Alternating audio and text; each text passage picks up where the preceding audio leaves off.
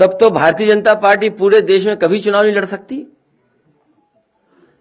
अगर इस तरह के पीआईएल किए जाएं और भारतीय जनता पार्टी से स्पॉन्सर्ड पीआईएल हो तो भारतीय जनता पार्टी तो चुनाव लड़ ही नहीं सकती थी। क्या मुख्यमंत्री जी ने जो अपना एफिडेविट लगाया है उन पे क्या कम धाराएं हैं? जो डिप्टी सीएम है उन पे कम धाराएं हैं? जो अभी जानकारी मिली है सबसे ज्यादा आपराधिक मामलों में कोई विधायक अगर विधानसभा में पहुंचे हैं तो भारतीय जनता पार्टी ने पहुंचाए हैं। और आपने खुलेआम देखा है सांसद विधायक में कितनी मार पिटाई हुई और वो भी गिने गए। रोक करके टीवी के लोगों ने दिखाया कि देखिए गिनिए 1 2 3 4। तो इनकी तो पार्टी की मान्यता पहले ही रद्द हो जानी चाहिए थे। क्या मुख्यमंत्री जी पे जो मुकदमे हैं उन मुकदमों को देख करके क्या भारतीय जनता पार्टी को नहीं ये फैसला लेना चाहिए था? और वो तो भारतीय जनता पार्टी के सदस्य ही नहीं थे।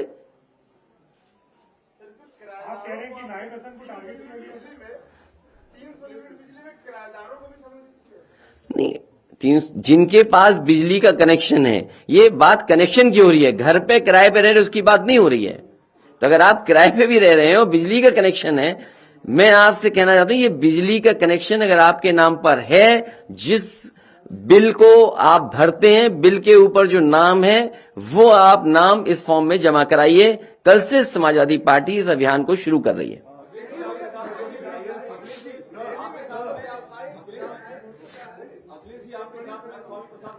नहीं, मैं पहले इनका सवाल ले रहा हूं।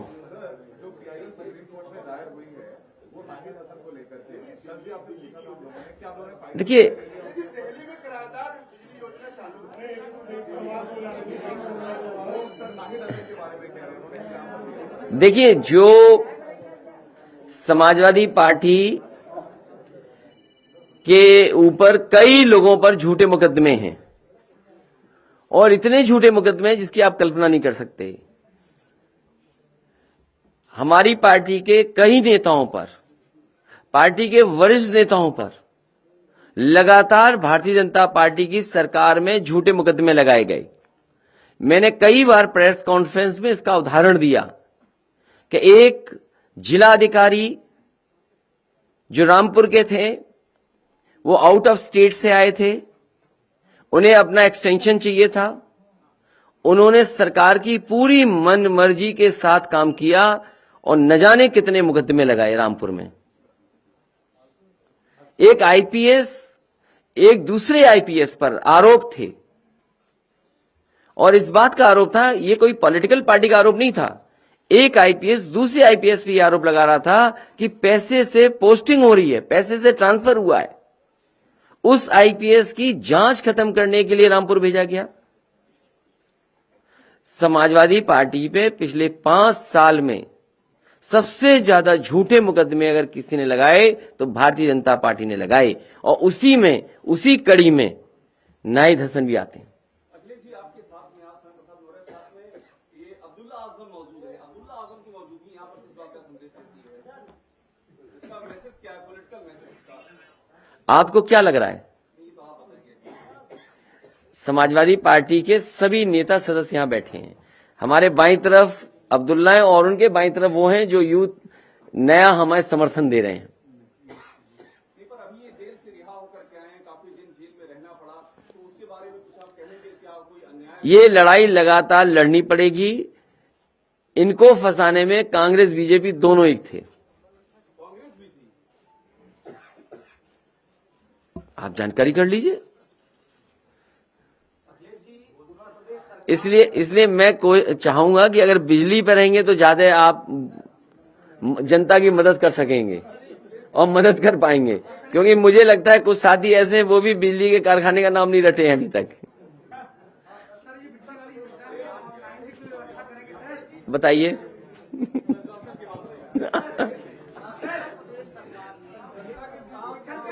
ये समाजवादी पार्टी की ऑनलाइन भी करेंगे, फिजिकली भी डोर टू डोर हमारे समाजवादी पार्टी के लोग जाएंगे। आम जनता से अपील करेंगे कि समाजवादी पार्टी का इसमें सहयोग करें।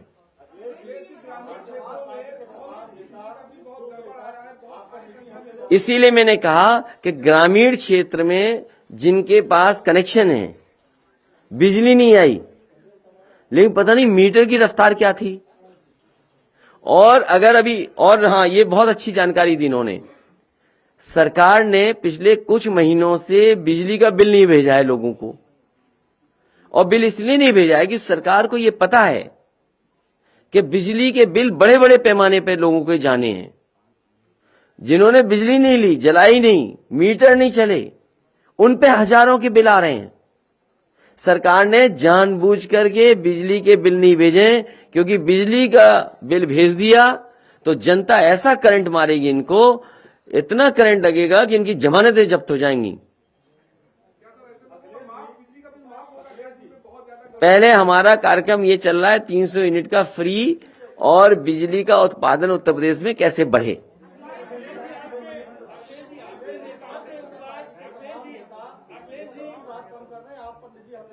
कौन?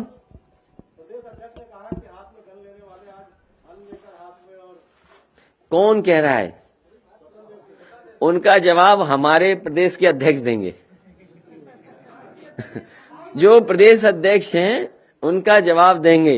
और अगर उन्होंने अन्नदाताओं को आतंकवादी कहा, कौन नहीं जानता कि अन्नदाता को आतंकवादी नहीं कहा भारतीय जनता पार्टी के लोगों ने, तो फिर आतंकवादियों को अन्न क्यों खाते हैं? ये खाना छोड़ दें। और कम से कम भारतीय जनता पार्टी के लोग ये बताएं, किसी बात को कहने से पहले क्या उन्होंने अपने संकल्प पत्र में नहीं लिखा था कि 2022 तक किसानों की आय दोगुनी हो जाएगी? अभी भी जब चुनाव में जा रहे हैं, बहुत सारे चीनी मिलों ने किसानों के गन्ने का भुगतान नहीं किया है। पूरे उत्तर प्रदेश में धान की लूट हुई। पूरे उत्तर प्रदेश में जिन किसानों की फसल का नुकसान हुआ, चाहे ओलावृष्टि से या किसी कारण या जानवर से, अभी तक किसी को मुआवजा नहीं दिया गया, किसी की मदद नहीं की गई। और आज महंगाई के कारण किसानों की कमाई आधी हो गई है। तो ये इन सवालों का जवाब भारतीय जनता पार्टी कब देगी?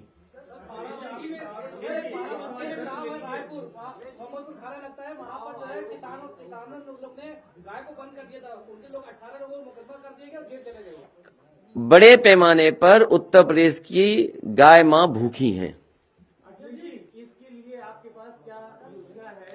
अगर आपके पास सुझाव हो तो जरूर दीजिए, उसको भी शामिल करेंगे, जो मैनिफेस्टो में हम शामिल करने जा रहे हैं।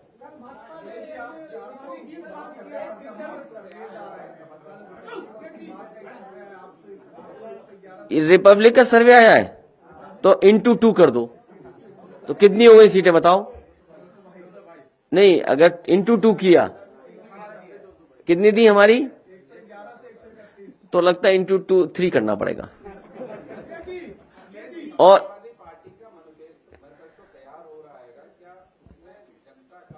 अगर आपको अभी भी नहीं लगता 400, आदरणीय स्वामी प्रसाद मौर्य जी आ गए। नहीं, वो जानते नहीं, रिपब्लिक वाले, वो रिपब्लिक वाले जानते नहीं हैं कि स्वामी प्रसाद मौर्य जी साथ आ गए, महान दल साथ है, ओम प्रकाश राजभर जी साथ हैं। उनके साथ कितना अन्याय हो रहा है अपना दल कृष्णा पटेल जी के साथ। जैसे ही समाजवादी पार्टी में उनके दल का गठबंधन हुआ, मुकदमे खुल गए, ट्रस्ट को लेकर के उनके खिलाफ कार्रवाई हो रही है, उन पे भी न जाने कितनी कार्रवाई हो रही। इस सरकार को हो क्या जाता है? सरकार क्यों डरी हुई है? अगर इन समाजों के लिए उन्होंने कुछ काम किया होता तो सरकार को एजेंसियों का सहारा नहीं लेना पड़ता। आज हर वर्ग के लोग दुखी हैं। आरएलडी है हमारे साथ, तो अब 400 आने में क्या कमी है? और जनता नाराज है, जनता नाराज है अभी भी।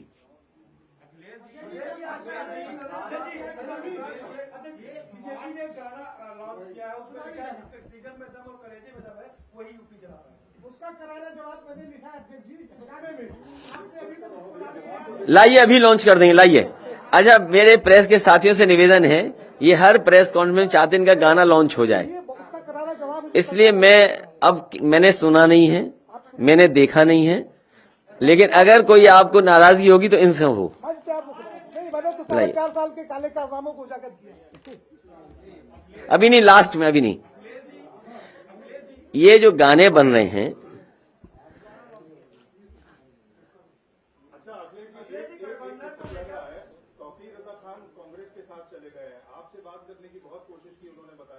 मैं एक बार फिर सभी से अपील करूंगा, भारतीय जनता पार्टी ने महंगाई बढ़ाई है, किसान को बर्बाद किया है, जानवरों से न जाने कितना नुकसान हो रहा है, नौकरी रोजगार खत्म हो गए, प्राइवेटाइजेशन कर करके बाबा साहब भीमराव अम्बेडकर जी का संविधान और उनके दिए हुई व्यवस्था को खत्म कर रहे हैं। हर चीज बेची जा रही है, एयरपोर्ट बेचे जा रहे हैं, एयरपोर्ट पे जहां हवाई जहाज खड़े होते वो बिक रहा है, पानी के जहाज बिक गए, पानी का जहाज जहां खड़ा होता है बंदरगाह वो बिक गए, सभी संस्थाएं बिक रही हैं। और सोचना इस बात के लिए चाहिए, आज बताइए 2014 के बाद बैंकों में जो इंटरेस्ट था वो कितना कम हो गया। अगर आपका पैसा रखा था बैंक में तो बताइए उस समय क्या इंटरेस्ट मिलता था, आज क्या मिल रहा है। क्या बैंकें नहीं डूब गई? नोटबंदी के बाद अर्थव्यवस्था जहां डूबी की डूबी, लेकिन क्या बैंकें नहीं डूब गई? बैंकें बिक गई। तो ये बड़े सवाल हैं जिनका जवाब भारतीय जनता पार्टी के पास नहीं है। और बड़े बड़े आयोजन हुए, इन्वेस्टमेंट मीट हुई। यहां आज जब हम चुनाव में जा रहे हैं तो जो इन्वेस्टमेंट मीट हुई थी उसमें जो करार किए गए थे, एमओयू साइन हुए थे, आज ये बताएं किस जिले में इंडस्ट्री और कारखाना लग गया, किस जगह नौकरी रोजगार मिल गए। जो झूठे प्रचार में दिखाई दे रहे हैं कि करोड़ों लोगों को रोजगार मिला, वो कहां है? सवाल ये महत्वपूर्ण है आज।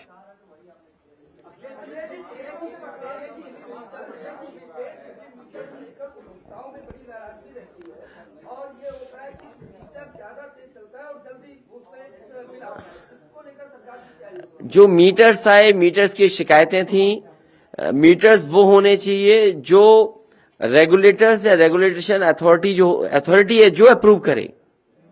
कोई भी खराब मीटर गरीब जनता के घरों में नहीं लगना चाहिए, उत्तर प्रदेश के जनता के घरों में नहीं लगने चाहिए।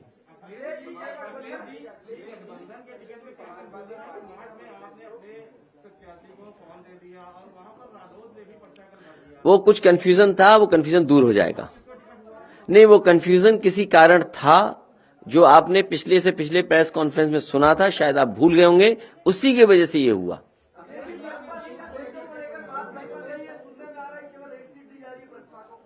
किसको? एसपी प्लस पीएसपी कितनी हो गई सीटें?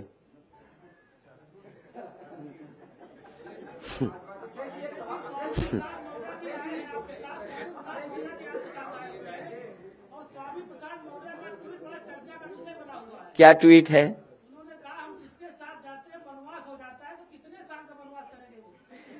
उनका नहीं, उनका करके आएंगे ना वनवास। तो जिसका साथ छोड़ते हैं उसका वनवास होता है। एक बार तो आपका साबित हो चुका है, अब दूसरी बार दोबारा भी साबित होगा 10 मार्च को। अखिलेश जी जो उत्तर प्रदेश सरकार ने एक प्रस्ताव भेजा है तैयार हो रहा है, अखिलेश जी वास्तव में क्या जनता से कुछ सुझाव लिए जाएंगे? यदि अगर लिए जाएंगे तो क्या माध्यम होगा, क्या प्लेटफॉर्म होगा जो कुछ सुझाव उसमें शामिल हो सके? इधर लगातार सुझाव लिए गए थे और मैंने आपसे कहा कि जिस समय भारतीय जनता पार्टी का मैनिफेस्टो आएगा उसके बाद समाजवादी पार्टी का मैनिफेस्टो लाएंगे। और बहुत सारे सुझाव हमें समय समय पर मिले हैं, सोशल मीडिया के माध्यम से ही मिले हैं, हमारे शुभचिंतक हैं उन्होंने भी दिए हैं, समय समय पर किसान संगठन के लोग मिले हैं या और संस्थाओं के लोग मिले, उन्होंने भी बहुत महत्वपूर्ण सुझाव दिए हैं। बड़े पैमाने पर डॉक्टर्स मिले हैं, लगातार डॉक्टर्स भी संपर्क में, उन्होंने भी कुछ सुझाव दिए हैं। तो लगातार सुझाव समाजवादी पार्टी को मिले हैं, जिन्होंने दिए हैं उनके सुझावों को रखा है। और मैं फिर भी कहता हूं, अगर कोई सुझाव देना चाहता है तो आज इतने प्लेटफॉर्म्स हैं समाजवादी पार्टी के, मेरे पास भी है, इनबॉक्स भी बहुत सारे मैसेजेस मिले हैं। जैसी तारीखें चुनाव की घोषित हुई या पिछले 1 साल से लगातार लोग कुछ न कुछ सुझाव दे रहे हैं।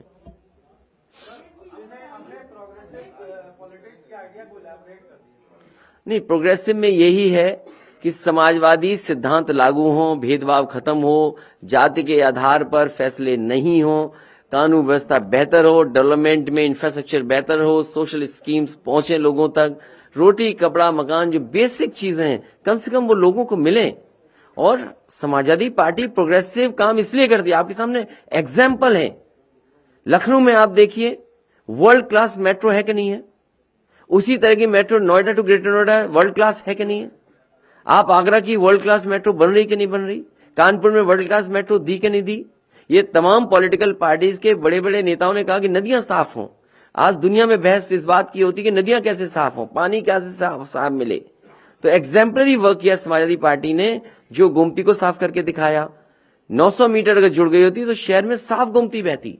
वर्णा पे काम शुरू कर दिया, आपकी इंस्टीट्यूशन बनाई बड़ी बड़ी, चाहे आपके कैंसर इंस्टीट्यूट बनी हो, क्योंकि यहाँ के गरीब लोगों को इलाज कराने बंबई जाना पड़ता है, दिल्ली जाना पड़ता है, महंगा इलाज कैंसर का है और इलाज लोग नहीं करा पाते हैं। इसलिए समाजवादी सरकार में कैंसर इंस्टीट्यूट बनी। ये सब प्रोग्रेसिव है। लैपटॉप डिस्ट्रीब्यूशन करना, ये प्रोग्रेसिव सोच थी। समाजवादी पेंशन देना गरीब माताओं बहनों का, हो सकता है कि कल हम समाजवादी पेंशन को लेकर के आप लोगों को फिर तकलीफ दें एक बार। तो ये समाजवादी पार्टी की लगातार कोशिश है कि प्रोग्रेसिव काम हो, डेवलपमेंट के काम हो, लोगों को जोड़ने का काम हो। हम लोग जोड़ रहे हैं, कभी नफरत की राजनीति नहीं करते, कभी किसी बात को लेकर किसी से नहीं जोड़ते। लेकिन भारतीय जनता पार्टी के देखिए, हमारे मुख्यमंत्री जी कहते हैं जीन्स इनके ऐसे हैं। याद है या नहीं याद है? अभी कुछ दिन पहले मुख्यमंत्री जी ने कहा कि हमारे जीन्स ऐसे हैं। तो मैं तो चाहूंगा कि मुख्यमंत्री जी हमारा आपका दोनों का सैंपल ले लो, जीन्स चेक कर लो किसके कैसे हैं। हमारा भी सैंपल भेज दो डॉक्टर, हम भी दे रहे हैं, अपना भी सैंपल दे दो। तो ये प्रोग्रेसिव है कि हम जीन्स पे बात नहीं करते हैं। हम उनके पक्ष में हैं, हम उनके पक्ष में हैं। केवल उनके नहीं, बीपीएड जितने भी टीटी जितनी भी परीक्षा कैंसिल हुई, लोगों को, नौजवानों को नौकरी मिले, रोजगार मिले, वो सब चीजें आएंगी। वो आएंगी चुनाव के मैनिफेस्टो में, वो सब आएंगे जिन्होंने हमसे ज्ञापन दिए हैं। नंबर्स नहीं, नंबर्स तो बहुत है। मैंने आपसे कहा ये सही सवाल पूछा इन्होंने, और इसलिए अच्छा सवाल है। और जिस पत्रकार साथी ने पूछा है उसे एक बार हमारी भी मदद कर दे। उसमें समाजवादी पार्टी में लैपटॉप डिस्ट्रीब्यूशन हुए थे, लैपटॉप डिस्ट्रीब्यूशन हुए थे और 20 लाख के लगभग अलग अलग, 18 लाख से ऊपर लैपटॉप डिस्ट्रीब्यूशन हुए। हम 20 लाख भी कहते हैं, 18 लाख से ऊपर लैपटॉप डिस्ट्रीब्यूट हुए। एक एक बच्चे के पास जाइए, आपको कहीं ना कहीं स्टोरी मिलेगी कि उस लैपटॉप से कितना उसको लाभ मिला, या पढ़ाई में मदद हुई, या उसने रोजगार कर लिया, या नौकरी कर ली। और 2 प्रोजेक्ट मैंने कई बार कहे और फिर कहता हूं, केवल 2 प्रोजेक्टों का उदाहरण देता हूं जो एचसीएल लखनऊ में बना है। आज उसमें डायरेक्ट इनडायरेक्ट 4000 से ऊपर लोगों को नौकरी और रोजगार मिले। जो एचसीएल का लखनऊ का ट्रेनिंग इंस्टीट्यूट है, उसमें 4000 से ज्यादा डायरेक्ट इनडायरेक्ट लोगों को नौकरी मिलेगी और मिल रही है। अगर हम मेट्रो को देखें जो लखनऊ की है, उसमें 3000 डायरेक्ट इनडायरेक्ट नौकरी मिली है। कानपुर में जो शुरू हुई है मेट्रो, वो अभी हाल फिलहाल 1200 लोगों को डायरेक्ट इनडायरेक्ट नौकरी मिली है। तो 3 प्रोजेक्ट मैंने बताए। एचसीएल जो था, जिसको एक्सपेंशन दिया, जिसको बाबा मुख्यमंत्री खुद कहते हैं कि कभी कभी उन्होंने किया है, उसमें भी हजारों की संख्या में, मैंने किसी अधिकारी से बात नहीं की है, मैं वो भी जानकारी करूंगा और आपको बताऊंगा कि आखिरकार उस एक्सपेंशन से कितनी बिजनेस हुई या कितने लोगों को रोजगार और नौकरी मिली है। तो इसलिए हम कह रहे हैं कि जब लाखों लैपटॉप बांट सकते हैं, 18 लाख लैपटॉप दे सकते हैं, तो सोचो उससे नौकरी रोजगार कितने लाख को मिली होगी। और इस सेक्टर को आईटी और आईटी सर्विसेज कितना बड़ा ग्रो कर गया है सेक्टर, तब तो उसमें प्लान्ड वे में, अरे मैनिफेस्टो का इंतजार तो करो। पहले हम सब मिलकर सरकार हटाने बीजेपी की। अगले जी एक सवाल ओपी राजभर जी से कल हम लोग की बात हुई, उन्होंने बोला कि अभी भी वो चाहते हैं कि आजाद समाज पार्टी और चंद्रशेखर आजाद जो है वो साथ आए। इसको लेकर उन्होंने बोला था कि वो रात में आपसे बात करेंगे, तो कोई बात नहीं, उनका सुझाव कंसीडर करेंगे। और अभी बिजली पे कुछ पूछ लो पूछ लो कुछ, बिजली पे ही पूछ लो कुछ। तो वो ठीक होगा, टेक्नोलॉजी इंट्रोड्यूस हो, क्यों नहीं टेक्नोलॉजी इंट्रोड्यूस हो?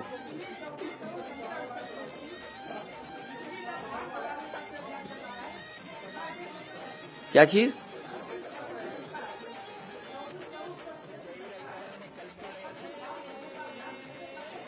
ये लगातार चलता रहेगा, सरकार बन जाएगी फिर चलता रहेगा। सर आपकी योजनाओं से एक सवाल है, आप जब मुख्यमंत्री बने थे 2012 में तो आपको राजकोषीय घाटा मिला था 18,000 करोड़, आज है 9,000 करोड़, 90,000 करोड़ है आज।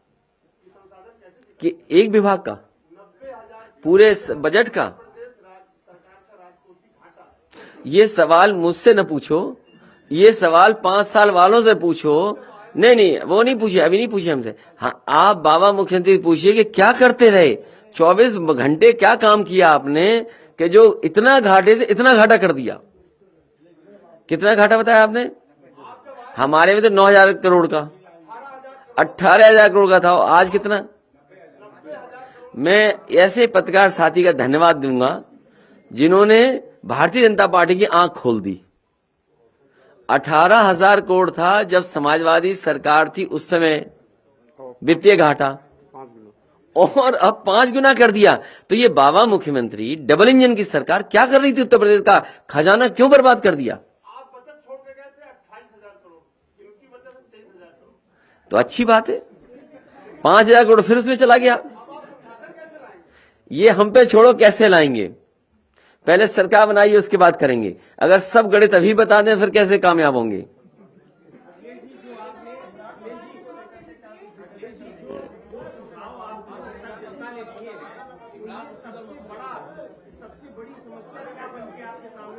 किसकी?